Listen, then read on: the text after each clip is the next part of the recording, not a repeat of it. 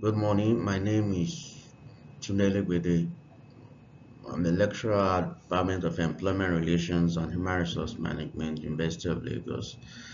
This morning we'll be looking at origin and development of trade union in Nigeria.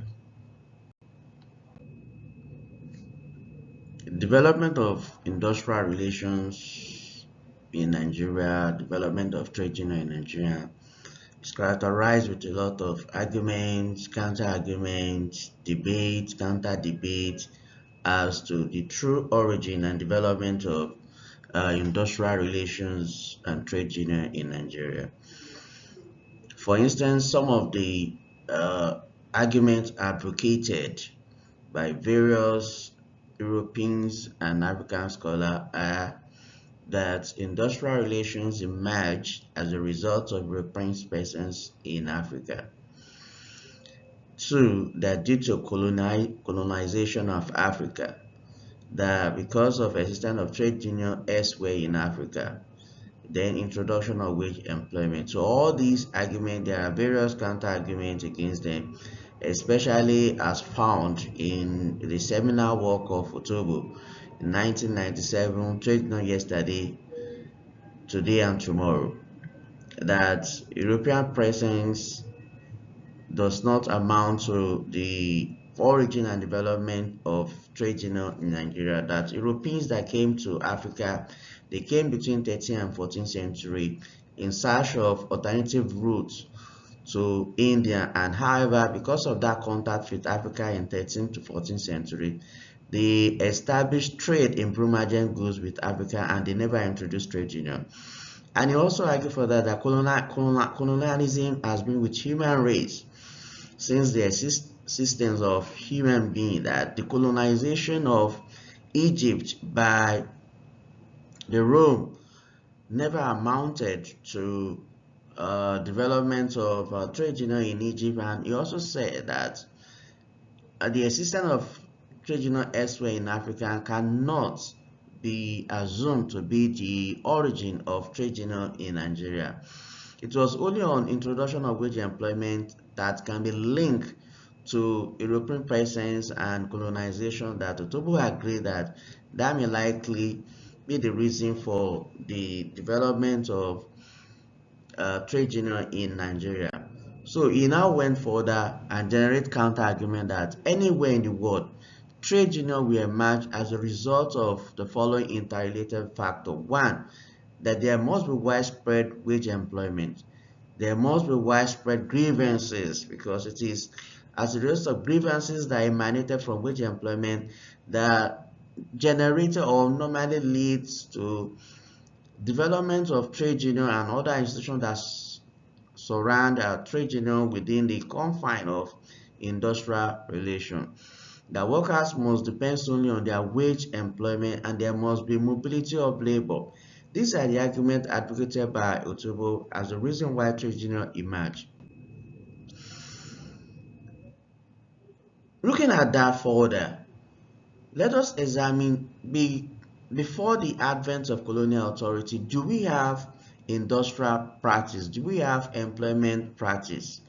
According to Ubeku 1983, in Nigeria before the advent of colonial authority, there existed an employer-employee relationship based on the predominant agrarian economy, culture, and tradition, which were the basis for system of work and reward.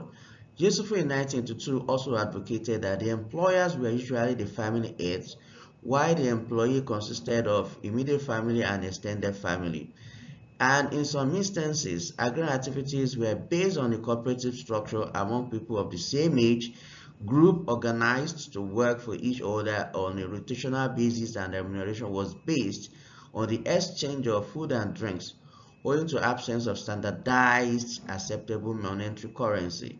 That was advocated by George in 2011. Then George 2011 opined that there was no wage employment before the advent of colonial authority, because the exchange of goods and services was based on trade by barter. That is a counter-argument to what Ubeku and Yusufu advocated. However, the head of the family determined the reward system, recruitment, selection, and promotion, and were not based on merit or seniority. The head of the family provided food, housing, and security for all the employees, which are mostly family members and relatives. These are considered similar to the modern day paternalistic approach. So we can see that employment practice existed before the advent of colonial authority, but there were no wage employment due to absence of standardized means of exchange. So one can conclude therefore that before the advent of colonial authority, employment practice was based on agrarian and cooperative system.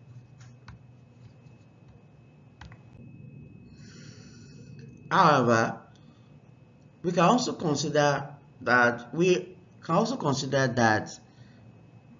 absence of wage employment, late industrialization and large-scale commercial activities, late recognition of trade unions and colonial practices of forced labor accounted for late development of industrial relations in Nigeria. The wage employment and development industrial relations focus generally on the industrialization and commercialization that started in the 1940s,